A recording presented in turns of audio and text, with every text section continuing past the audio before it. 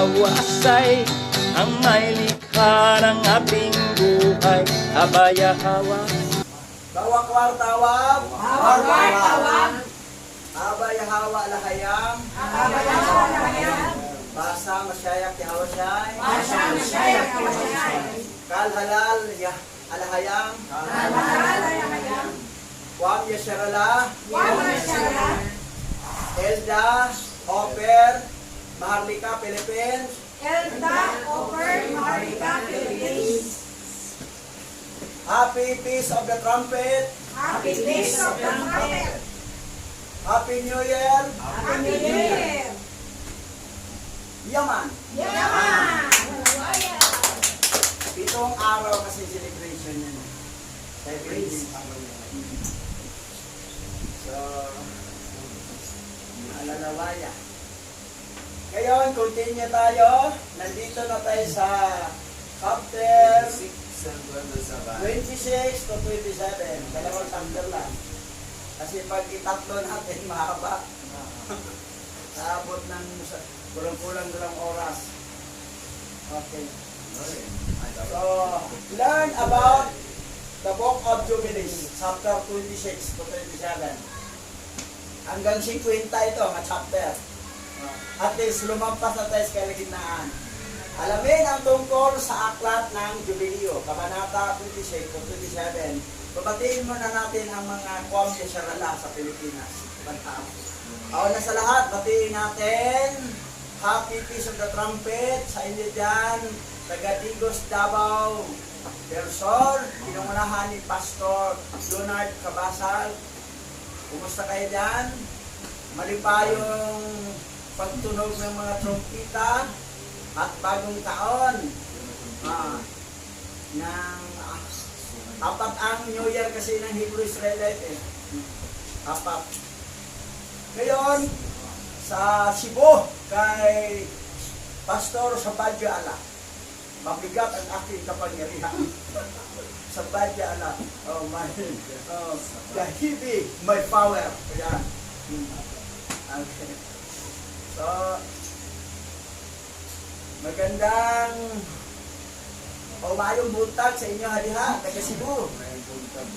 Alam ko, ano to dyan, Cebuloan tribe ang Cebu eh. Cebuloan tribe. So talagang Cebu ka. Cebuloan tribe. Pero ang Pilipinas ay Manasi tribe talaga to. Manasi. Ni-research to ni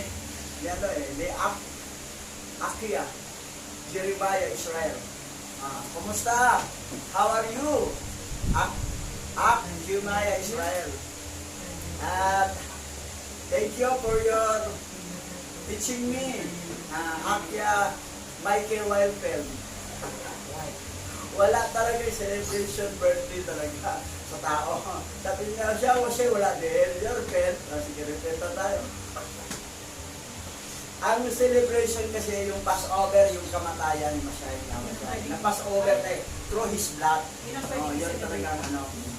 So, at saka yung Passover naman sa Egypt, yung dugo, pinahid ka sa dambana, mag-Passover yung angel sa kamatayan. Ayun. Ang walang dugo, patay ang panganay na anak. Na tao, hayop, patay. Yan ang Passover. Ang pinaka-ultimate na Passover, yung blood ni Mashiach Yahweh. Yun talaga. Passover. Na Passover o overpass. Kasi pag traffic sa Itza, walang overpass, di ka tumawid, masagasaan ka sa daming sakyan. Parang lamiga sa sakyan sa Itza. So, gagamit ka ng overpass o Passover. Na Passover. Okay. Kumusta ang ahoy? Ahoy! Hello, Pastor Ramil Di Masohor, kumusta? Kumusta kayo dyan? Kasama siya, Happy Peace of the Trumpet. At isang linggo kasi celebration yan 7 days ang celebration. Pati pagkasal nga, 7 days ang gasto sa waiting. Hindi ka tulad ng magpakasal ka, isang araw tapos na, isang kainan na nga. Ito, 7 araw yan. 7-7 talaga. Kasi yung number ng Abay Hawa, 7. So, Ang Feast of the Trumpet, 7 days. Lahat na celebration, 7 days. Sa ating isang daughter assembly sa Yangan East, Bacolod, Lanao del Norte, kay Pastora Corazon Castillo. Kumusta kayo dyan? Happy New Year and Happy Feast of the Trumpet. We are celebrating 7 days. We are still until now 7 days. Up to tomorrow, I think. Okay. So, okay naman ang ano nyo, first anniversary, nakaraan, Sabat, at saka yung water baptism nyo na 3 lubog, tama yon. Dahil ang kulang pang lubog, kailangan dagdagan pa. Kasi pag isang lubog ka lang, pagdating sa langit, bago kay akyat, sa third heaven, may baptisma ka ng anghel. At ang anghel manghihingi ng reward sa'yo. Yung para sa'yo, kukunin niya dahil napagod siya. Mamaynos ang reward. Kung ang reward mo isa, ayan, bagsak mo bagkita. Yung bagkita do, walang willing shed, tapos tagulan, basta ka. Okay. Actually, si Adan, si Iba, wala namang waiting shed sa garden within, walang ano doon. Sa labas lang talaga sila matulog. So, gano'n. Okay? Ngayon, dadako na tayo. Tapos na ba binati lahat? Yung close in our heart lang. Si ano, nawala po sa ano yung sa Africa pala, yung ano natin, si Oshia. Isang ano rin, tribe of Judah siya, pati si yung Pilipino din nandun, manasip tayo si Michael Yasharola. So, yan. Sa Africa din. So, yung iba dito, mga tumatanggap kay sa tunay na pangalan, pero hindi naman sila nag-practice sa ng culture ng Israel. Understood Hintel yun. Pero elect na Hintel. Kasi ang to witness kasi, sa dalawang tao, ang isa ay tribe of Levi yun. Ang isa ay Hintel. Yung dalawang puno ng ubas, sa gitna yung minura, yung 7 lampstand. Ibig sabihin, itong dalawang pinangangaral nila, itong teaching ng Jewish teaching, yung Hebrew teaching. Yun talaga ang tinuturo. Kasi sa gitna yung, yung 7 trumpet, 7 piece, itong kapistahan. Saka yung Torah. Nagtuturo talaga ng Torah. Kahit mga Hintel. Hindi nila pinapractice na may lagay ng terintas, na kasi Hintel. Pero mayroon na, nagpupuri na rin sila. Nandito, marami na. Katulad sa grupo ni Roy Siliste, yun ni Emmanuel Omali. That is part of Hintel yan sila. Operian is Hintel, hindi Hebrew. Kala lang nila Hebrew. Nalaman natin dito sa Book of Jubilee, ang Hebrew is Heber lang. Siya lang nag-iisang nagsalita ng original salita ng creation. Ano bang salita ng creation? Hebrew. Ancient Hebrew. Siya lang nanatili. Dahil binanggit dito na hindi siya sumali sa pagtayo ng Torah. Nanatili sa kanya siya. Pero yung anak na si Joktan at saka si Peleg, iba ng lingwahe. Tapos, kasunod yung nagsalita ang Hebrew, dahil tinuruan ng anghel, si Abraham na. Pangalawang Hebrew, Abraham. Tapos, Isaac, Jacob, Israel. Yun lang mga Hebrew. Mga anak ni Abraham kay Keturah at saka kay Hagar, Hintil, lahat yun. Pero mga Arabo lahat yan, mga Muslim. Mga Islamic. Mga elite din yan.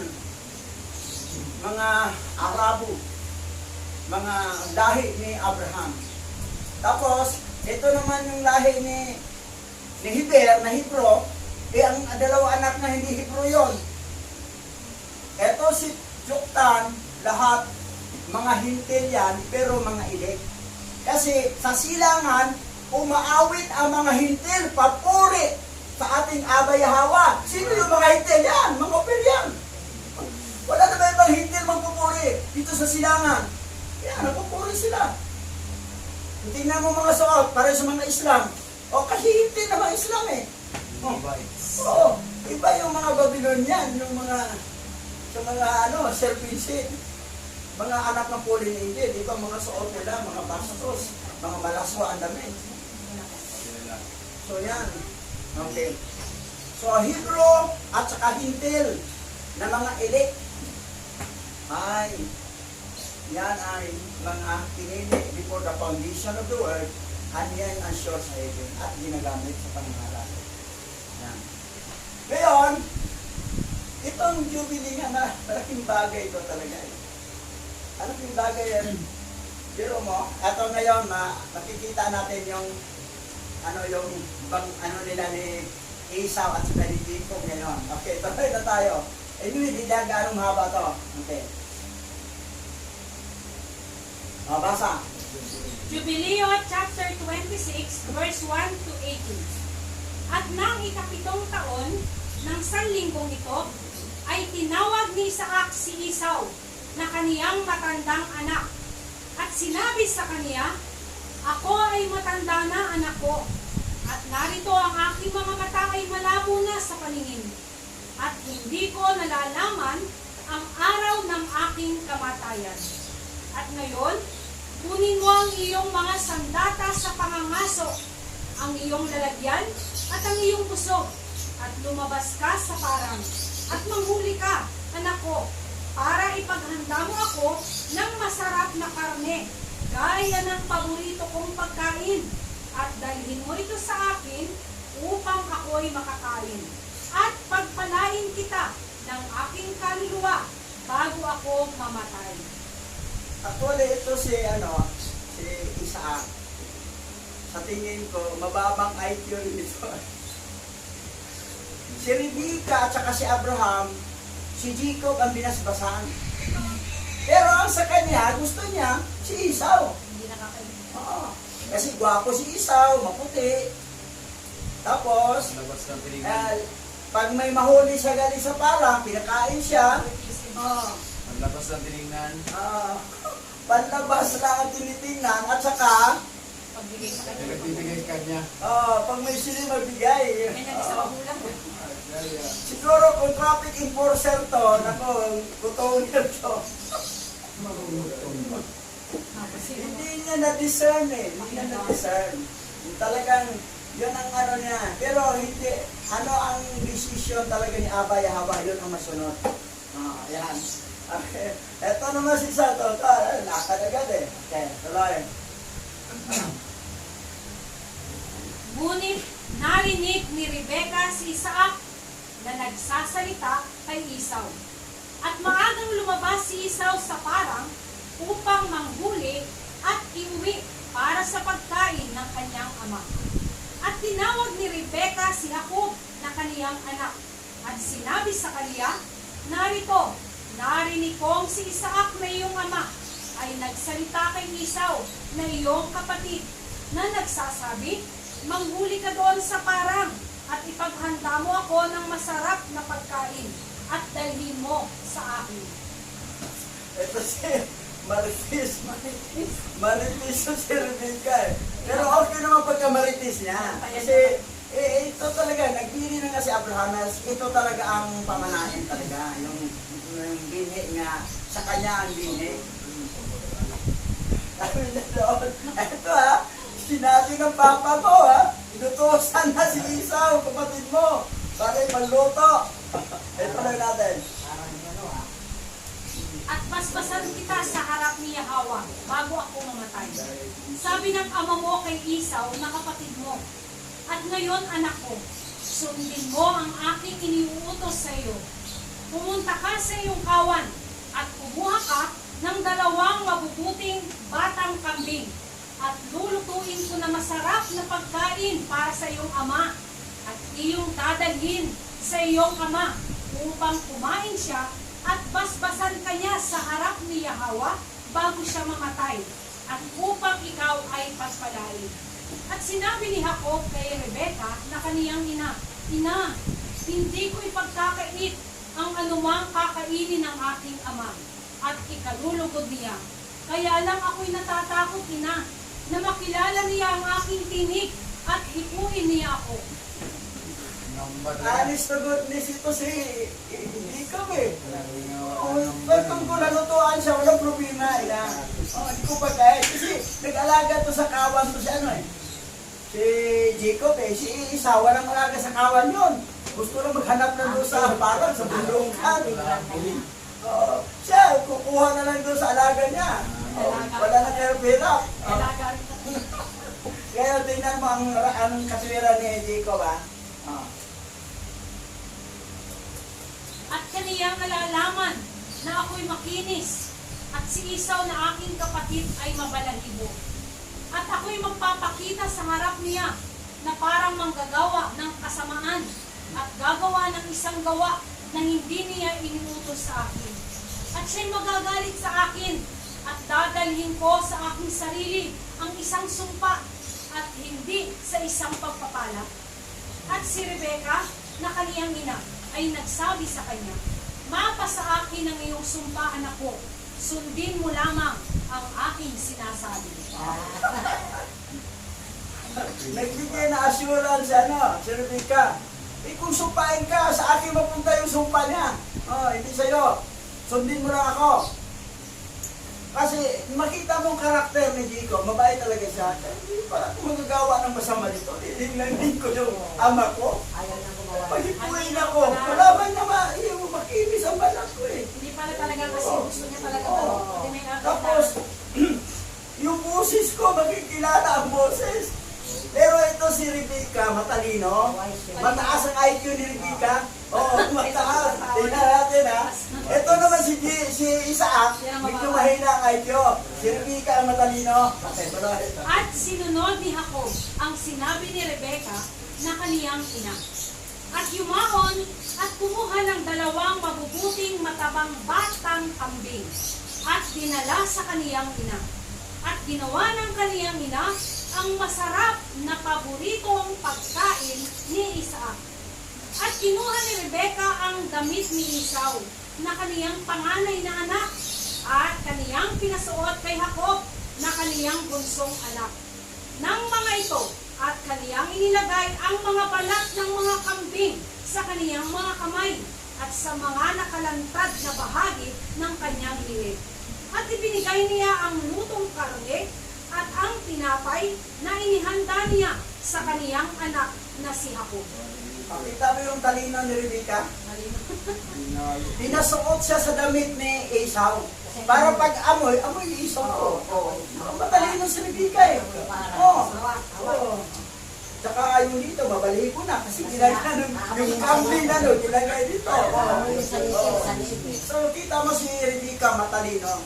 Ito naman si Isaac, mahina ang IQ talaga. Ang iniisip niya, basta pakainin na siya. Kain na masarap. Kain na, wala na. Tapos ng bukin. Tuloy. At si Jacob ay pumasok sa kaniyang ama at nagsabi, "Ako ay iyong anak, aking ginawa ang ayon sa iyong iniutos sa akin. Bumangon ka at maupo ka, at kumain ka ng aking nahuli sa parang, aking ama, upang pagpalain mo ako ng iyong kaluluwa." At sinabi ni Isaac sa kaniyang anak, "Paano mo nasumpungan ng gayon kabilis, anak ko?" At sinabi ni Jacob, "Sapagkat tinulungan ako ni Yahweh na ating alahayang." At sinabi ni Isaac sa kaniya, "Lumapit ka upang madama kita, anak ko, kung ikaw ay aking anak na si Isaw o hindi." Nagtuda rin, no? Bilis. Bilis ka naman. Bilis. Tingnan mo. Nahuli ka agad. Gagamit ng white line. White line yung ginamit ni Jacob eh. Kunwari siya si Esau. Pero pansinin mo doon sa Genesis mamaya, ang binanggit ito ni Jacob, at sinabi ni Jacob, "Sapagkat tinulungan ako ni Yahweh na ating alahayam." Tingnan mo sa kabila. Ating alahayam ang binanggit dito. Ngayon, white line ang ginamit. Minsan pala, basta sa kabutihan, yung white lying, kasi white eh. Hindi black lying. O brown lying. O green lying. O red lying. White. Oh.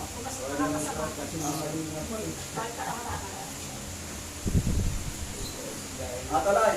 At lumapit si Jacob kay Isaac na kaniyang ama. At kaniyang hinipo siya at sinabi, ang tinig ay tinig ni Jacob. Datapwat ang aking mga kamay ay mga kamay ni Esau. At hindi niya siya nakilala sapagkat ito ay isang kapahintulutan mula sa langit upang alisin ang kanyang pangunawa na hindi nangalaya ni Isaac sapagkat ang kanyang mga kamay ay mabalahibo na gaya ng kanyang kapatid na si Esau na anupat kanyang pinagpala siya. So, may tulong din sa langit, Abay Hawa, na parang hindi na ma-detect ni Isaac. So, may Esau talaga to. Pero ang boses naman ni Jacob yan. Oh. Pero, hindi pa sa final ito, mayroon pa kasunod. Ito tuloy. Jubileo chapter 26 verse 19 to 35. At sinabi niya, ikaw ba ang aking anak na si Esau? At sinabi niya, ako ang iyong anak. At sinabi niya, lumapit ka sa akin upang aking makakain sa iyong nahuli, anak ko, upang pagpalain kita ng aking kaluluwa. At lumapit siya sa kaniya, at siya'y kumain, at dinalhan niya siya ng alak, at siya'y uminom. At sinabi sa kanya ni Isaac na kanyang ama, lumapit ka at hagkan mo ako, anak ko. At siya'y lumapit at hinalikan siya, at naamoy niya ang amoy ng kanyang damit ni Esau, at binasbasan niya siya at sinabi, narito ang amoy ng aking anak, ang amoy ng parang na pinagpala ni Yahweh. Yan. Ito matalino si Rebecca, no? Talagang pinadamit yung damit para yung amoy, kasi makikita ng amoy ni Isaac, ni amoy ni Esau, saka amoy ni Jacob. Pero pinasuot yung amoy na amoy talaga ng parang ng amoy sa kabundukan. Oo, yun. So, yun. So, pinasbasan na. Dahil hipo, Esau. Ang amoy, Esau. Kaya ang busis, paano ito nangyari? Pero, pinahintulutan sa langit. Tuloy mo yan. Pag ang langit na kasi siya, abayahawa na, ang alam na maawa, bakit yan, mas masama hindi naman elect yan, anak ni Masking. Ayan, hindi pwede yan. Ito si yun. Walang makakasya.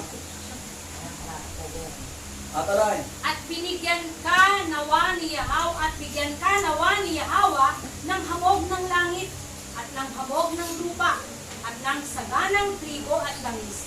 Paglingkuran ka nawa ng mga bansa at yumukod sa iyo ang mga bayan.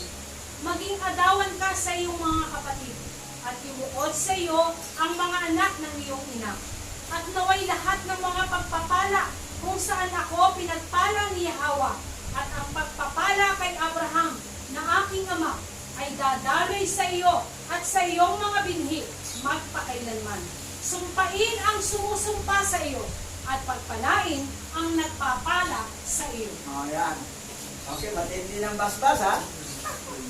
Yung pagpapala ni Abraham, dadaloy hanggang gano'n. Kita mo naman yung doon sa kay Laban, di ba? Pinagpala si Laban dahil sa kanya. So, nandoon. Ang magpala sa kanya ay pagpalain, ang magsumpa sa kanya, susumpain. So yan ang tayo mga Hebrew Israelite tayo, sa lahat tayo ng Biko. Kaya pala Na yung ang sumumpa sa atin, susumpain niya. Hindi tayo basta susumpain niya. Kaya pala may Oo. Hindi tayo basta susumpain. Dahil susumpain sila, pero ang magpala sa atin, pagpalain sila. Oo. Kaya pala. Tuloy. At nangyari, nang si Isaac ay natapos ng nagbasbas kay Jacob na kaniyang anak, si Jacob ay umalis kaagad kay Isaac na kaniyang ama. At nagtago siya. At si Esau na kaniyang kapatid ay dumating mula sa kaniyang pangangaso. At siya rin ay gumawa ng masarap na pagkain. At dinala niya sa kaniyang ama. At At sinabi, aking ama, pagpalain mo ako ng iyong kaluluwa. At sinabi sa kanya ni Isaac na kanyang ama, sino ka? At sinabi niya sa kaniya, ako ang iyong panganay na anak na si Esau. Aking ginawa ang iniutos mo sa akin. Pero natawa ako kay Chico. Pagkatapos, umalis agad, nagtago. Nagtago siya dahil tinagaw niya ang blessing eh. Pero kapahintulutan naman sa langit yun eh. Kaya siya naman talaga ang dapat eh. Kaya lang itong ama kasi, may inang ay itong ama, di ba? Ano itong masusulan, mabayaran.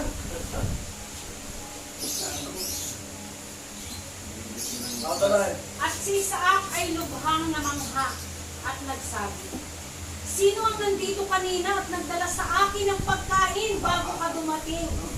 At siya'y aking pinagpala, at siya'y pagpapalain, at sa lahat ng kanyang binhi magpakailanman. At nangyari, nang marinig ni Esau ang mga salita ng kaniyang ama na si Isaac, siya'y sumigaw ng napakalakas at mapait na hiyaw. At sinabi niya sa kaniyang ama, pagpalain mo rin ako, ama. Wala na, amo.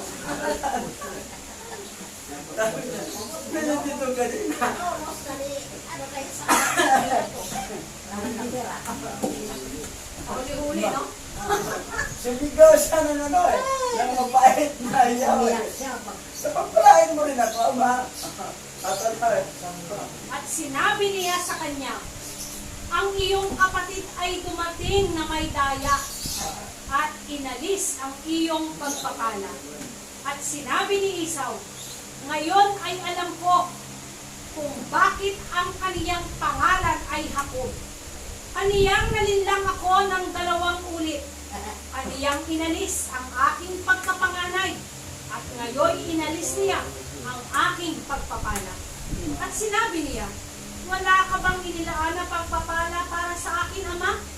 At sumagot si Isaac at sinabi kay Esau, narito, ginawa ko siyang adawan mo at lahat ng kaniyang mga kapatid ay ibinigay ko sa kanya na mga alipin at ng saganang trigo at alak at langis at pinalakas ko siya.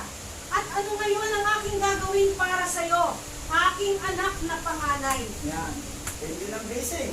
Mga kapatid, yung mga anak ni Abraham sa kay Keturah at saka kay Hagar. Under na kay Israel yun. Kaya kung ilalagay kay Esau yan, kawawa. Kawawa. Kawawa kasi masyado kakayabang si Esau. So, magkikita mo na. Mga Magkikita mo yung pagpapalang sa akin. blessing. Pinagkailan sa Ah. iyo. Pero, ito si Jacob kasi, si Israel. Ano to? Madiskarte, matalino din. Mana sa kanyang mama si Rebecca eh. Matalino. Madiskarte din eh. Di ba yung nag-utang? Sige, pakainin kita daw. Pero bigay mo sa akin yung pagkapanganay mo. Karapatan mo panganay. Sabi sige yung panganay kung mamatay ako sa gusto. Magkakinin na. Ngayon, magpabala naman. So, yung diskarte, hindi yan hiwalay sa atin bilang elect na may diskarte tayo. Kasi yung ating mga ninonong, madiskarte pa.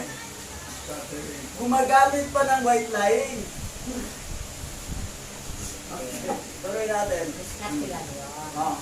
At sinabi ni Esau kay Isaac na kaniyang ama, mayroon pa bang natirang pagpapala para sa akin, ama? At pagpalain mo rin ako, ama. At inilakas ni Esau ang kanyang tinig at umiyak. At sumagot si Isaac at sinabi sa kaniya, narito, malayo sa hamog ng lupa ang iyong tahanan. At malayo sa hamog ng langit mula sa itaas. Yung panang bibigyan. Yan talaga si, Ikaw.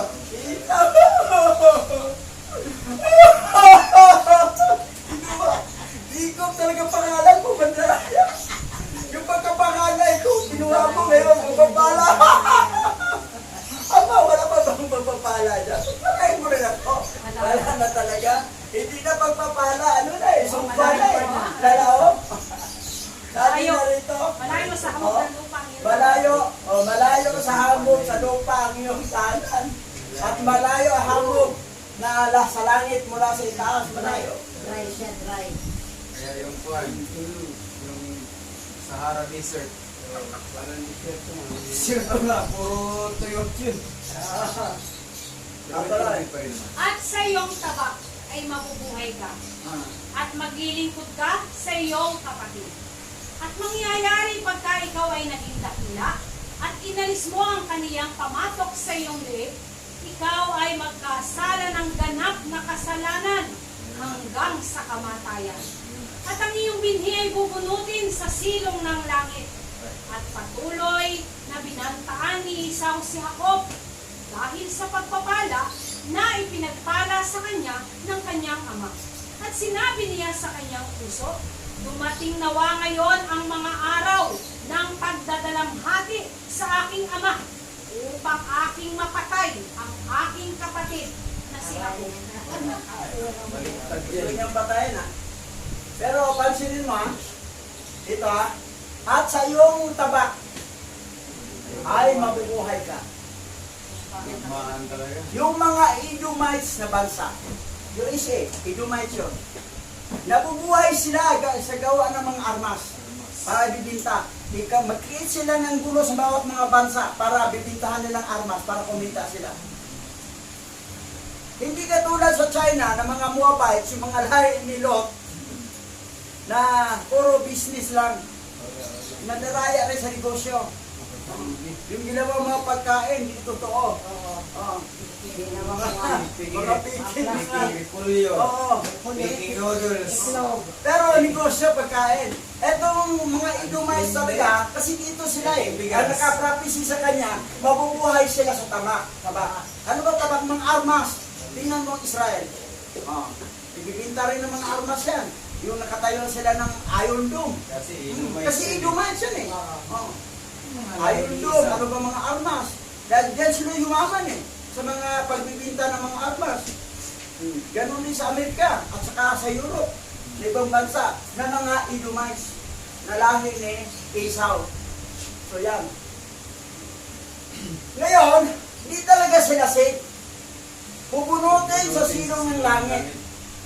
Pupunutin talaga sila. At ang iyong At bini ang iyong bini ay pupunutin sa silong ng langit. wala. At patuloy na pinamataan ni Esau si Jacob. Yan na. Hindi sila safe kasi hindi sila anak siya ni Maxima na fallen angel. Ito naman si Isaac, hindi natitik na hindi naman niya anak yan. Pero dahil lang paglabas ang tingin at saka madaling bibili pagkain gano'n, nadadala. Hindi malapit si Rebecca, no? I-compare natin sa Genesis. Anong pagkakaiba? Basa. Genesis chapter 27, verse 1 to 27. Si Isaac ay matanda na at halos hindi na makakita. Kaya pinatawag niya si Esau, ang anak niyang panganay. At sinabi niya rito, anak, matanda na ako at malapit nang mamatay. Pumunta ka sa parang at mga aso, ihuli mo ako ng hayop. At lutuin ang putahing gusto ko. Pagkakain ko, igagawad ko sa iyo ang aking basbas bago ako mamatay. Nakikinig pala si Rebecca, samantalang kinakausap ni Isaac si Esau. Kaya't nang umalis ito upang sundin ang bili ng ama. Genesis ka, nasa 66 po. Compare natin sa Book of Jubilee. Tinawag ni Rebecca si Jacob at sinabi, narinig ko ang sinabi ng iyong ama kay Esau. Ihuli mo ako ng hayop at lutuin mo para sa akin. Pagkakain ko, babasbasan kita sa harapan ni Yahweh bago ako mamatay. Kaya't ganito ang gawin mo, anak. Kumuha ka agad ng 2 kambing na mataba at iluluto ko para sa iyong ama. Ipag-aanda ko siya ng pagkain, gustong gusto niya. At ipakain mo sa kanya upang ikaw ang mabigyan ng basbas bago siya mamatay. Ngunit sumagot si Jacob sa kanyang ina, bangon po si Esau, samantalang ako'y hindi. So, Ang mga word for word, iba. Pero ang point niya, the same pa rin. Pareho. So, word dito, balbo rin ginagamit. Malalaman ng aking ama na nililinlang ko siya kapag ako'y kanyang nahibo. Susumpain niya ako sa halip na basbasan. Sumagot ang ina, hayaan mong sa aking tumalab ang anumang sumpa niya. Basta't sumunod ka, anak. Ako na ang bahala. Kumuha ka ng kambing. Kumuha nga si Jacob ng kambing. At iniluto ng kanyang ina ang putahing gustong-gusto ng kanyang ama. Binihisa ni Rebecca si Jacob ng pinakamagarang damit ni Esau na nakatabi sa bahay. Ang mga braso at liig ni Jacob na walang balahiboy, pinalutan niya ng balat ng kambing. Halos the same, di ba? Pero yung sa magarang damit, Oh, ito, may dagdag magarang damit. nakatabi sa bahay. Oh. Hindi naman parang yun. Doon naman, Laban na yun. damit lang, pero hindi magara. Basta damit ni Esau yun sinuot. Dito, may dagdag na magarang damit na katabi. Doon pa rin sa bahay pa rin yan, pero wala lang word na nakatabi sa bahay. Oh. Medyo detalyado dito ang pagkasabi. At saka magarang damit pa. Baka amoy niya isaw pa rin yung kahit magarang. Parang, ang pinaka-point dito, para maamoy ni Isaac na si Esau to, kasi ang amoy ng damit. Ayun sa damit. Tuloy. Pagkatapos, ipinadala sa anak ang putahe na may kasama pang tinapay na niluto rin niya. Lumapit si Jacob kay Isaac. Ama, sabi niya, sino ka ba? Tanong nito. Ako po si Esau, sagot ni Jacob. Nagawa ko na po ang iyong iniutos sa akin. Narito na po ang gusto ninyong pagkain. Bumangon na kayo at kainin na ninyo. Ito, nang ako'y mabasbasan na ninyo pagkatapos.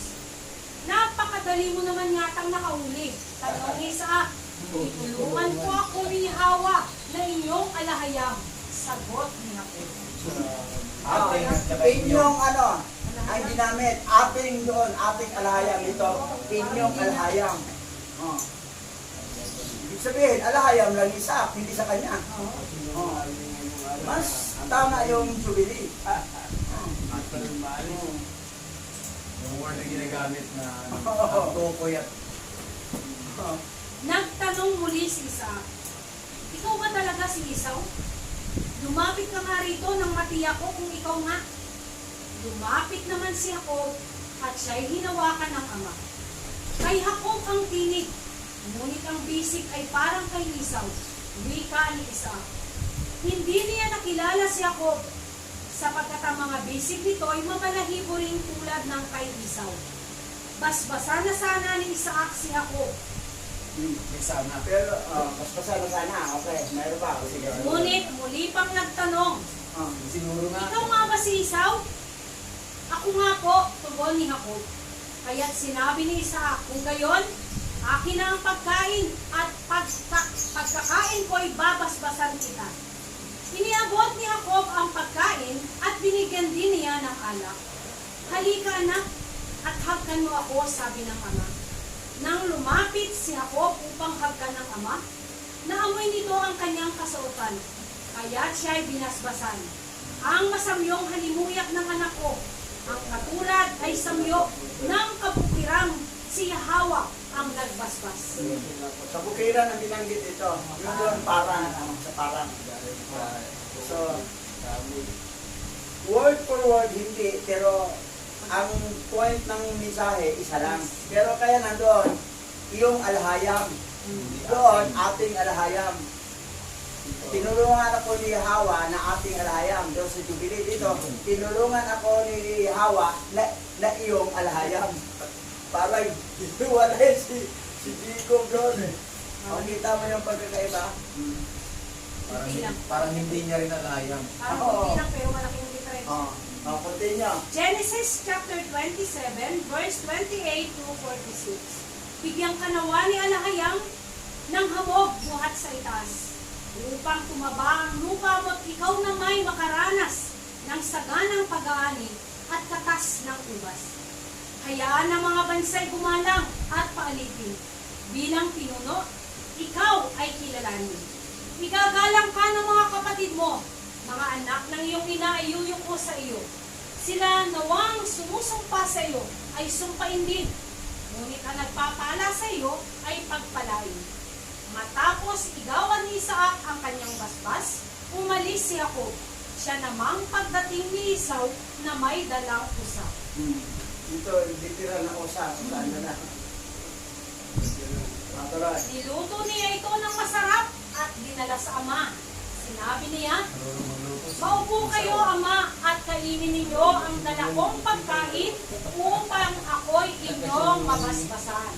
"Sino ka ba?" tanong ni Isaac. "Si Esau po ang inyong panganay," tugon naman niya. Nanginig ang buong katawan ni Isaac. Yan ang wala doon. Sabi niya, Wala. "Kung gayo'y sino ang naunang nagdala sa akin ng pagkain? Katatapos ko lang kumain nang ikaw ay dumating. Binasbasan ko na siya at kakadlayin niya iyon magpakailanman." Bumagulhol ng iyak si Esau nang marinig ito at nagmakaawa. "Basbasan din po ninyo ako, ama." Ngunit sinabi ni Isaac, "Nilinlang ako ng iyong kapatid, kaya nakuha niya ang basbas ko para sa iyo." Nagsalita si Esau, "2 beses na niya akong dinaya, kaya pala Jacob ang kanyang pangalan. Kinuha na niya ang aking karapatan bilang panganay. At ngayon, inagaw niya pati ang basbas na ukol sa akin. Wala na ba kayong nalalabing basbas para sa akin?" Alas ka pareho lang, ha? Sa Genesis. Nagpapaawa. Wala pa natin ang basbas para sa akin. Umagulor sa iyak dito. Umagulor sa iyak. Nakakawa si Isa, no? Naisahan sa matalino, makutak ko si Jacob, eh. Kasi sa tulong kasi ng nanay. Matalino rin si Rebecca kasi. At saka, niloob talaga ni Abay Hawa kasi yun talaga ang dapat basbasan. Hindi naman sana magkaganyan yan kung mataas din IQ ni Isaac. Kaso si Isaac, may yung IQ. Yung mangyaring magdaya-daya pa. Oo. Matasakay. Oo. Yun ang nangyari. Kita mo naman na Sana ng istorya ng daya. binasbasan ni Abraham si Jacob, doon pa sa dibdib ni Abraham si Jacob na si Abraham namatay na habang natulog. Talagang close talaga sila si Jacob sa kayong lulo niya. So, yan. Tapos binasbasan pa ni Rebecca. Kaso lang, itong ama, iba ang gusto niyang basbasan. Panlabas. Tumitingin ay gwapo to eh. Ito pangit to eh. Nagkaroon ng ganyang ano. Saka ito, pinapakain ako sa anong nanghuli. Ito, wala naman eh. So, yan ang nangyari na may kaganon. Makailang. Tuloy. "Wala na akong magagawa, anak," sagot ni Isaac. "Kay adawan mo na ngayon. Ginawa ko ng alipin niya ang kanyang mga kamag-anak. Ibinigay ko na sa kanya ang kasaganaan sa pagkain at inumin. Kaya wala nang nalalabi para sa iyo. Ngunit patuloy na nagmamakaawa sa kanyang ama si Esau. Talaga bang iisa lang ang inyong basbas, ama? Basbasan na rin ninyo ako." At patuloy siyang nanangis. Sinabi ni Isaac sa kanya, "Ang magiging tahanan mo ay malayo sa kasaganaan. Pati hamog mula sa langit, ika'y pagkakaitan." Saan ba ang basbas mo? Wala na palang basbas. Paano Saan ba? Tuloy. "Tabak mo ang iyong ikabubuhay. Yun. Kapatid mo'y iyong paglilingkuran. Upang kalayaan iyong makamit, kailangang ikaw ay maghimagsik." Namuhi si Esau kay Jacob, sapagkat ito ang binasbas ng kanyang ama. Kaya't ganito ang nabuo sa kanyang isipan: pagkamatay ng aking ama, at ito'y hindi na magtatagal, papatayin ko si Jacob. May nakapagsabi kay Rebecca tungkol sa balak ni Esau. Kaya ipinagbigay alam niya agad ito kay Jacob. Sinabi niya, "Anak, binabalak ng iyong kapatid na patayin ka. upang makapaghiganti siya. Ito, Genesis to ha. May nagsabi. Wala. Pero sa Jubilee, Sino kaya nagsabi? gilinaw doon. Gilinaw doon. Mamaya. Ah. Panaginip. Ah, Sa panaginip doon nalaman ni Rebecca. Okay. Tansanin mo ha. Pareho din ha. ano pinoprotection? Ikabubuhay niya, tabak. Ikabubuhay niya. Tabak ang iyong ikabubuhay. Armas. Yung mga bansang nabubuhay sa armas, na yun ang negosyo na armas. United States of America. Malahi ni Isa. Mga Idumay siya, lahi ni Isaw niya. Israel. O, kita mo namang armas nila matitindi doon, yung Iron Dome. Kasi yun ang ikabubuhay na umunlad sila dahil sa pagpipita ng armas. Ang lahi naman ni Lot, yung Japan, parang negosyo talaga. Oo. Ito namang sa Moabite, yung sa China, medyo madaya ang business nila. Tapos, Ang mura lang, pero madaling masira. Ang Japan, matibay. masarap yan bago magbasbas, talaga malabo na patay. No? Oo. Pwedeng maluloko. Alam mo, ang laking bagay talaga yung bas-bas ng blessing ng ninuno, magulang. Sana. Kasi yun ang ikikiri ng alahayang. Ngayon, tuloy tayo. Makinig ka sa akin, anak. Umalis ka kaagad. Pumunta ka sa Haran at doon ka muna tumira sa aking kapatid na si Laban. Doon ka muna hanggang hindi umuhupa ang galit ng iyong kapatid. Malilimutan din niya ang ginawa mo sa kanya. Hayaan mo at pababalitaan kita kung maaari ka nang umalik. Masakit man sa loob ko ang malayo ka sa akin, lalong hindi ko matitiis ang kayo'y parehong mawala sa akin. Sinabi ni Rebecca kay Isaac, hirap na ang loob ko sa mga dayuhang asawa ni Esau.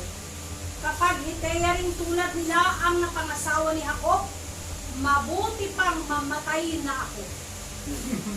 Bago pa ako galit, Martia. Pangit ang yung galing ng ano. Ito yung mga Hittites. Karanay. Mga lahi na Hirap na karanay. yung kalooban ng biyan. Mga tribo kasi sa Kananay, sa bansang Kanaan, may Hittio, may Hittites, may Amorites, mga ibang tribo. Pero sa atin dito, may Maranao, may Maguindanao, may Igorot, Ang iba may niya, Tugaw, marunong maglaba. may Ilocano. Oo.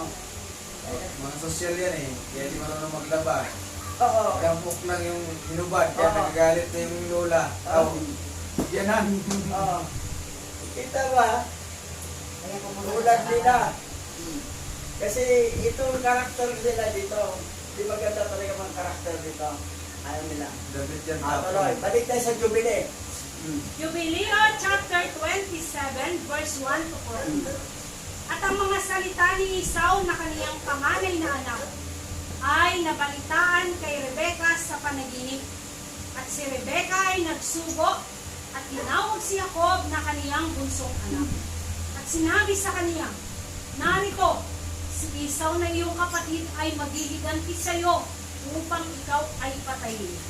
Ngayon, sa makatuwid, anak ko, sundin mo ang aking tinig at bumangon ka at tumakas ka papunta kay Laban na aking kapatid sa Haran at manatili kang kasama niya ng ilang mga taon hanggang sa mawala ang galit ng iyong kapatid sa iyo at kalimutan ang lahat ng iyong ginawa. Kung magkagayoy, magpapadala ko at susunduin kita mula roon. So, nabalitaan ni Rebecca sa panaginip. Panaginip na binanggit yun. Doon sa Genesis, wala kang binabanggit yun. May nagsabi lang. Dito niya, panaginip talaga. Na gano'n. Balitaan sa panaginip. Ngayon, tuloy. At sinabi ni Jacob, hindi ako natatakot. Kung gusto niya akong patayin, papatayin ko rin siya. Ngunit sinabi niya sa kanya, huwag akong mawala ng 2 anak sa isang araw. At sinabi ni Jacob kay Rebecca na kaniyang ina, narito, iyong nalalaman na ang aking ama ay matanda na at hindi nakakakita sapagkat ang kaniyang mga mata ay malabo. At kung aking iwan siya ay magiging masama ako sa kaniyang paningin sapagkat aking iniwan siya at umalis ako sa iyo At ang aking ama ay magagalit sa akin at susumpain ako. Hindi ako pupunta ina hanggat sinabi niya, saka lang ako pupunta. So, kita mo yung karakter ni Jacob, mabait siya. Hindi siya magdidesisyon ng sarili legit. Kailangan na i-ano talaga sa ama niya. Dahil mahirap na. Ano siya, alam, baka susumpain pa daw siya. Pero matapang din siya. Papatayin niya ako, papatayin ko rin siya. Matapang din, oh. Sabi na, takot dito. Oh, papatayin din ako. Sabihin niya kung takot sa kanya, papatayin ko rin siya. Nung hindi pa nabasbasan, takot na takot eh. Nung nabasbasan, natapang. Oh, pero tayo agad niya, parang iniwasan siya sa gulo eh. Pero, palaban din pala. Paano malamang papatay? Oh. At least, nagkaroon tayo ng comparison sa Genesis at sa Jubilee. Okay.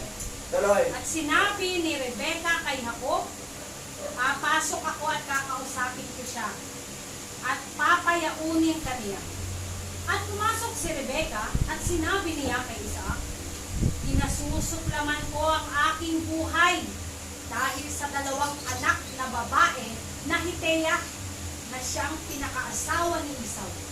At kung si Jacob ay kumuha ng asawa sa mga babae ng lupain ito, sa anong layunin pa ako mabubuhay? Sapagkat ang mga anak na babae ng Kanaan ay masasama. At tinawag ni Isaac si Jacob at binasbasan siya at pinayuhan siya. At sinabi sa kanya, huwag kang kukuha ng asawa sa alinman sa mga anak na babae ng Yun Kanaan. pala ginamit niyang rason. Matalino nga si Rebecca talaga. Magaling mag-ano. Dahil kinausap si ano. Ngayon nangyari, binaspasan ulit ni Isaac. Sino? Si Jacob. Oo. Kasi dahil sa pagkakasama. Kita mo yun, matalino doon. Alam na na-stress na Namana rin si Jacob. Madiskarte ni Jacob. Eto si Esau, pareho lang ni Isaac. Pero hindi naman, ibang patay. Oo. Tuloy. Tumindig ka at pumaroon ka sa Mesopotamia, sa bahay ni Betuel, na ama ng iyong ina. At kumuha ka roon ng asawa sa mga anak ni Laban, na kapatid ng iyong ina. At pagpalain ka ng makapangyarihang alahayam, at paramihin ka, upang ikaw ay maging isang bansa. At bigyan ka ng mga pagpapala ng aking amang si Abraham, sa iyo at sa iyong binhi pagkatapos mo, upang iyong mamana ang lupain ng pamayanan ng iyong mga ninuno at ang buong lupain na ibinigay ni Alahayam kay Abraham. Yumaon ka, anak ko, sa kapayapaan. At least, si Isaac na nagsabi kay Jacob na, sige, pumunta ka na doon. Kasi, hindi naman sinabi na, hindi ako alis. Hindi ko magpaalam, tapos wala naman siyang sinabi. Kita mo yung karakter ni Jacob, hindi siya magdidesisyon na magsarili. Kailangan talaga, ipahaso talaga niya sa kanyang ama, yung respeto niya sa father niya. Ito naman, matalino rin na pag itong anak ko, mag-asawa din yung pareho sa iyong kapatid na mga Hitiyo, na mga taga-Kanaan babae, mga masasama yan. Ayaw ko, mabuti, mamatay na lang ako. Ay, ayaw ni Isaac na Ay, samahan niya sa Yun naman ang bilin din ni Abraham eh. Kaya ano, na wag kang kasawa ng mga taga-Kanaan eh. Yun ang paraan para pais. Okay, tuloy. At pinayaon ni Isaac si Jacob, at siya'y naparoon sa Mesopotamia kay Laban na anak ni Betuel na taga-Syria na kapatid ni Rebecca. At ito ay nangyari pagkatapos ay bumangon si Jacob upang pumunta sa Mesopotamia nang espiritu ni Rebecca ay nalungkot sa kanyang anak at siya ay umiyak. At sinabi ni Isaac kay Rebecca, aking asawa, huwag kang umiyak dahil kay Jacob na aking anak, sapagkat siya yumangon sa kapayapaan, at sa kapayapaan ay babalik siya. Tama. Jubileo chapter 27, verse 15 to 27. Iingatan siya ng kataas-taasang Yahawa sa lahat ng kasamaan at sa kaniya, sapagkat hindi niya siya pababayaan sa lahat ng kanyang mga araw. Sapagkat nalalaman ko na ang kanyang mga lakad ay sasagana sa lahat ng bagay saan man siya pumaroon, hanggang sa siya'y magbalik na payapa sa atin at makita natin siyang payapa. Huwag kang matakot dahil sa kaniya asawa ko, sapagkat siya'y nasa matuwid na landas, at siya'y sakdal na tao, at siya'y tapat at hindi mapapahamak. Huwag kang umiyak. Nakita lang ni Isaac, Isaac na comparison sa kay Jacob sa kay Nakita Esau. niya na, no? Nasabi niya sakdal to si Nang Jacob. mali nakita na niya. Nakita na niya. Na tama lang Nag-rebelde na yun yung isa eh. nabasbasan. Nag-rebelde na yung isa eh. Oo. Hindi na nagdala ng pagkain.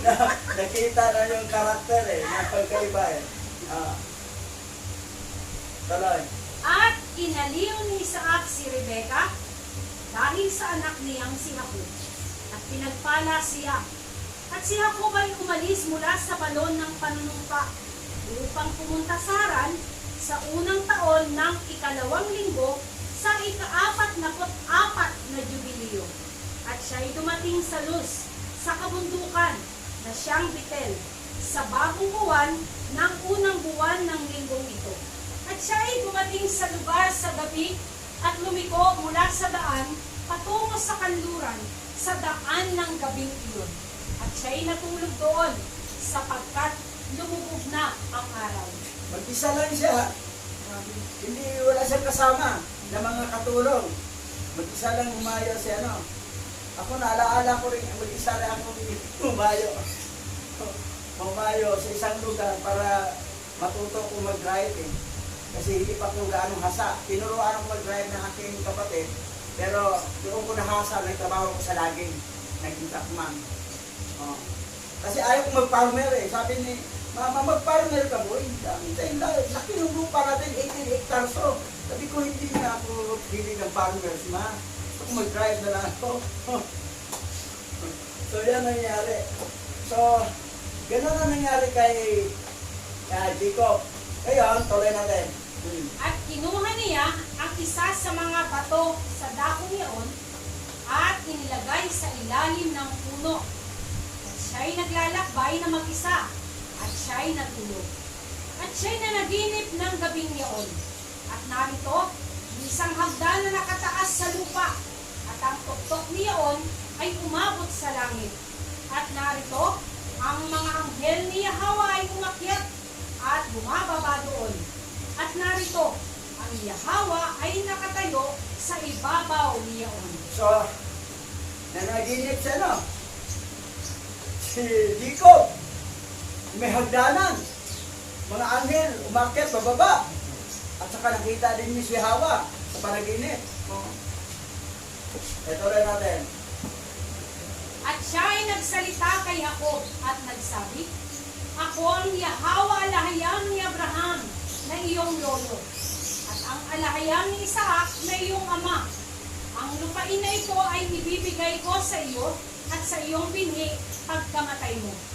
At ang iyong binhi ay magiging gaya ng alabok ng lupa. At ikaw ay lalago sa kanluran at sa silangan, sa hilaga at sa timog.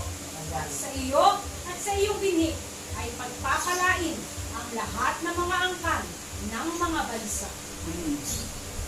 Sabi niya, ang iyong bini ay magiging gaya ng alabok sa lupa. Dadami.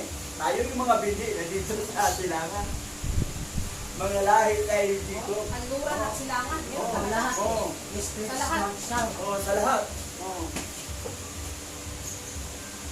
Tuloy. At nagising si Jacob sa kaniyang pagkakatulog at sinabi, Tunay na ang dakong ito ay bahay ni Yahweh at hindi ko nalalaman. At siya'y natakot at nagsabi, Kakilakilabot ang dakong ito na walang iba kundi ang bahay ni Alahayam at ito ang pintuan ng langit. At si Jacob ay bumangong maaga sa kinaumagahan at kinuha ang bato na kaniyang inilagay sa ilalim ng kaniyang ulo at itinayo na pinakaalaala at kaniyang binuhusan ng langis ang ibabaw niyaon at tinawag niya ang pangalan ng dakong yaon na Betel Dating pangalang Los, ngayon bitter na. Oo. So yung bato na ginawa niyang unan, ayaw na ginamit niyang palatandaan. Oo. So kita mo ha. Tuloy. At si Jacob ay nagpanata ng isang panata sa Yahweh na nagsasabi, kung ang Yahweh ay isa sa akin, at ako'y iingatan sa daang ito na aking nilalakaran, at ako'y bibigyan ng tinapay na makakain at ng damit na isusuot, upang ako'y pumaroon muli sa bahay ng aking ama sa kapayapaan. Kung magkagayoy, ang Yahweh ay magiging aking alahayam, at ang batong ito na aking itinayo bilang isang haliging pinakatanda sa dakong ito ang magiging bahay ni Yahweh. At sa lahat ng iyong ibibigay sa akin, ibibigay ko sa iyo ang 10 bahagi o alahayam ko. So magbigay siya ng 10%. Ikaw po.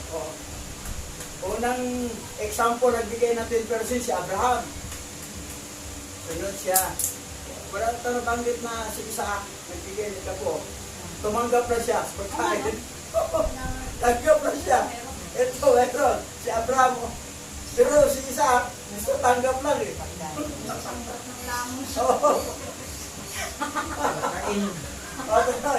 Dito tayo. I-compare natin. Sige. Genesis chapter 28 verse 1 to 22. Kaya tinawag ni Isaac si Jacob at matapos basbasan ay pinagbilinan. Huwag kang mag-aasawa ng Kananea. Pumunta ka sa Mesopotamia, sa bayan ng iyong lolo Betuel. Doon ka pumili ng mapapangasawa sa mga pinsan mo, sa mga anak ng iyong tiyo Laban. Sa iyong pag-aasawa, pagpalain ka ng makapangyarihang alahayam, at naway magkaroon ka ng maraming anak, upang ikaw ay maging ama ng maraming bansa. Bakit ama sa maraming bansa? Ito ha, di ba bansang Israel isa lang? Bakit maraming bansa to? Ang bansang Ephraim, sa kanya pa rin yun. Di ba, ang Ephraim ay mini nation. Mini nation, bansa sa kanya, mga bansa, Manase, isang bansa lang, pero great. Pero kanya pa rin ano. Pero ang Manase, Philippines at saka yung yung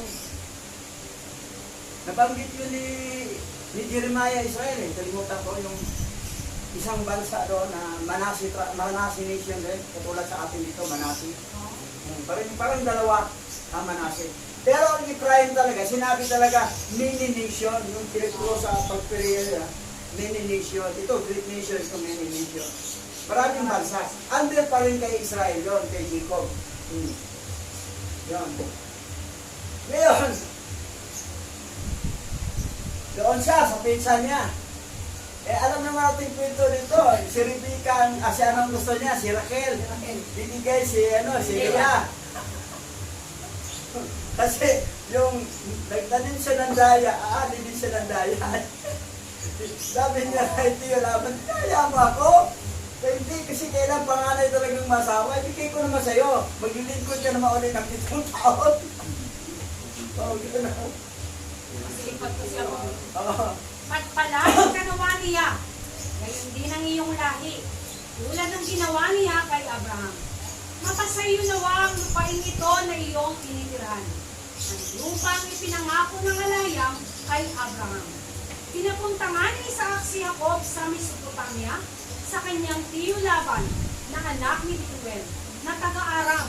Si Laban ay kapatid ni Rebecca na ina ni Jacob at Esau. Aramio. Aramaic ang salita. Aramio, Aram. Nalaman ni Esau na pinapunta ni Isaac si Jacob sa Mesopotamia upang doon mag-asawa. Nalaman din niya na pagkatapos basbasan si Jacob ay pinagbawalan itong mag-asawa ng babaeng taga-Kanaan. Nalaman din niyang sinunod ni Jacob ang kanyang ama't ina at nagpunta nga sa Mesopotamia. nang mabatid ni Esau na ayaw ng kanyang ama sa babaeng Kananeo. Nang nabatid. Nagpunta siya sa kanyang tiyo Ismael, na anak din ng kanyang lolo Abraham. Nag-asawa siya ng isa pa, ang pinsan niyang si Mahalat, na kapatid ni Nibayot at anak ni Ismael. Umalis nga si Jacob sa Beersheba at nagpunta sa Haran. Inabot siya ng pagtubog ng araw sa isang lugar at minabuti niyang doon na magpalipas ng gabi. Isang bato ang inuna niya sa kanyang pagtulog. Si Esau, may dalawang asawa na yon ng mga Hitiya na taga-Kanaan. Malaman na. Ngayon, nalaman niya na may asawa siya ulit. Ito na yung apo naman ni Tio Ismael niya. Na kapinsan niya, yung kapatid, yung si Mahalat, na kapatid ni Nibayo. Mahalat ma. Yung aslo. Oo. Kapatid ni Nibayo, si Mahalat. So, tatlo na asawa ni Esau. Di ba yun? Sabi niya, yung papag mama ko ayaw sa mga taga dito. Tama na, may dalawang asawa. Magdagdag pa po isa, pangatlo. O doon na po sa Tio Ismael. Yung kapatid ni Nibayo, si Mahalat, si gawin ko asawa. Kaya pala mga Muslim, marami asawa, gawa niya. Ni Esau at saka ni Ismael. Kaya lang, may palabas doon sa ang bansa yon. Nakita mo nag-away mga asawa Sa ano, Iran? sa Iran. Away sila, nagulo asawa. Totoo yan. Ayaw nila. Yan ang disadvantage talaga. Lumayo Yung sila mga ng isa. anak, hinihila-hila nila. Disadvantage. Kawawa. Nagkaway-away na. Nag-away-away. Kaya Saka maaway. yung mga anak, away din sa Sa ano. mountain sila makatira. Yan ang Sa disadvantage. mountain sila nakatira. Pero kung close na sila, walang problema. Pero yung kumuha ka na hindi mo close, yung isa naman, yung tulad kita itong babae nito karibal kita nga. Manda ka sa akin sa araw away. Pero kung close na talaga, ay iba yon. Yung may advantage naman sa mag-asawa ng marami, basta puro kakilala na. Pero yung panibago, tapos hindi close, siyempre, Away talaga yun. Ibig siya, kahit close, pag inano yung isa, mag-away na rin. Pero hindi katulad ng hindi close, talagang matinding awayan. Hindi ka video, di ba? Talaga. Tapos minsan, pinagtulungan pa ng lalaki. Pinagtulungan na lalaki sa dalawang asawa. Saan magkasundo? Ang dalawang asawa. Pinagtulungan pa. Kawawa ang lalaki, ng husband. Tinulungan, ginugbog siya sa dalawang asawa niya. Kasi gusto pa magdagdag, ayaw sa dalawa. May dagdagan, ginugbog. Ito. Tuloy. Nang gabing iyon, siya'y nanaginip. May nakita siyang hagdan na abot sa langit at nagmamanhik manaog doon ang mga anghel ng alahayang. Walang ano-ano'y nakita niya si Hawa sa tabi niya. Wika sa kanya, ako si Hawa, ang alahayang ni Abraham at ni Isaac. Ang lupang ito na iyong hinihigaan ay ibibigay ko sa iyo at sa iyong lahi. Lahi ang ginamit sa Genesis doon, binhe. Sa Jubilee, binhe. Darami sila na parang alikabok sa lupa at lalaganap sila sa apat na sulok ng daigdig. Sa pamamagitan mo at ng iyong lahi ay pagpapalain ang lahat ng bansa. Tandaan mo, susubaybayan kita at ipagtatanggol saan ka man magpunta. At ibabalik kita sa lupain ito. Hindi kita iiwan hanggang sa matupad ang lahat ng sinabi ko sa iyo. Nagising si Jacob at ang sabi, hindi ko alam na narito pala si Hawa. Nakakapangilabot ang lugar na ito. Tiyak na ito ang tahanan ng alahayam at ang pintuan ng kalangitan.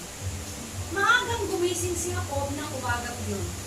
Kinuha niya ang inuming bato at itinayo bilang inunang bato at itinayo bilang isang alaala. Binuhusan niya ito ng langis at itinalaga sa alahayam. tinawag niyang Betel ang lugar na iyon na dati tinatawag na Luz. So, pareho lang. Wala pang kakaiba sa Genesis sa Jubilee. Nangako si Jacob ng ganito, O Yahweh, kung ako'y sasamahan ninyo at iingatan sa paglalakbay na ito, papakainin at dadamitan at makakabalik na muli sa bahay ng aking ama, kayo po ang aking magiging alayang. Sasambahin kayo sa lugar na ito na pinagtayuan ko ng batong alaalang ito. At ibabalik ko sa inyo ang 10 bahagi ng lahat ng ipinagkakaloob ninyo sa akin. So, listen. Ano, asimple Magkita lang? po. Parang ginawa asimple yung ano. Ah, Diba? so yan. Ngayon, talon tayo sa Malakay. Malakay chapter 3 verse 10. Dalhin ninyo ng buong buo ang inyong mga 10 bahagi sa tahanan ng alahayam upang matugunan ang pangangailangan sa aking tahanan. Subukin ninyo ako sa bagay na ito kung hindi ko buksan ang mga bintana ng langit at ibuhos sa inyo ang masaganang pagpapala. Bibintana ng langit. Bibintana pa ng langit. Ibubuksan para ibubuhos sa yan. Sa mga people, mag-tayo sa mga niya. Unang nag-promise ng tayo si Abraham. Pangalawa si Jacob. Si Isaac wala. Gusto ni Isaac tagap. So sa ano, pintuan ng langit doon sa ibang version eh. Ito bintana ng langit. Bintana na, ito ano, diba no? Ito bintana. Kasi sa isang bahay, maraming bintana. Ang pintuan, isa lang. Maliban na kung malaking bahay. Mga bintana eh. Oo. Doon naman pintuan. Oo. Pintuan na lang. So, yan ang mensahe. Aawit na tayo. Mas maganda yung sa pintuan. Sa bintana, kaya sa bintana ihagis man yun. Kaya sa pintuan talagang binubuhat yun. Oh. Labas niyo na. Diba? Para sa kanya yan. Ay! Alalawa yan. Salamat. Alam nito ang sarap.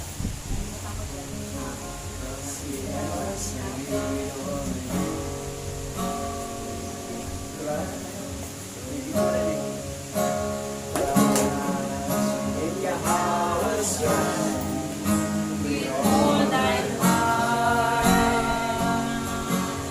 and bring thy hand thy own understanding in all thy ways acknowledge him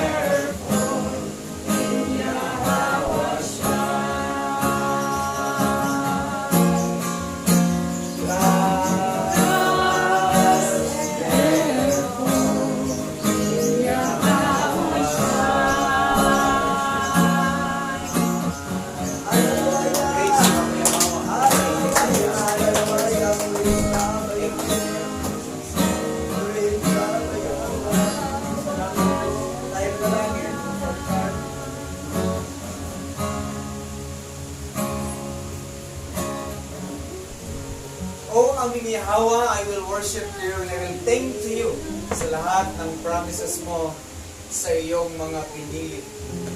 Mula kay Abraham, Isaac, and Jacob sa lahat ng kanyang mga pinili.